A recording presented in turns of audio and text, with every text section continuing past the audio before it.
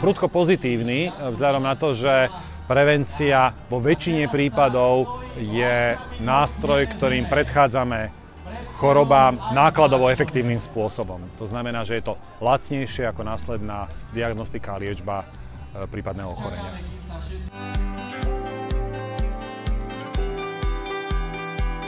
Krokovačka, ako vidíme, ľudia tu cvičia o 106. Krokovačka je spôsob, ako pripomenúť ľuďom, že pohyb, teda možno, že časť nášho životného štýlu, má na naše zdravie obrovský vplyv.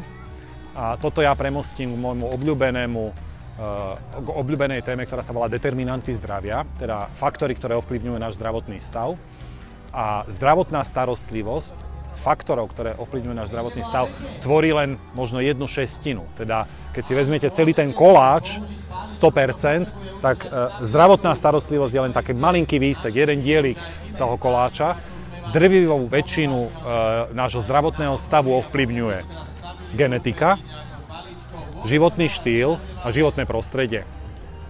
Prípadne socioekonomické faktory. Zdravotná starostlivosť je naozaj menšinovou vecou, čiže naše zdravie máme v rukách my sami. Krokovačka je príklad z toho, ako na to upozorňujeme ľudí. Hýbme sa, zdravo sa stravujme a možno toho doktora nebudeme vôbec potrebovať.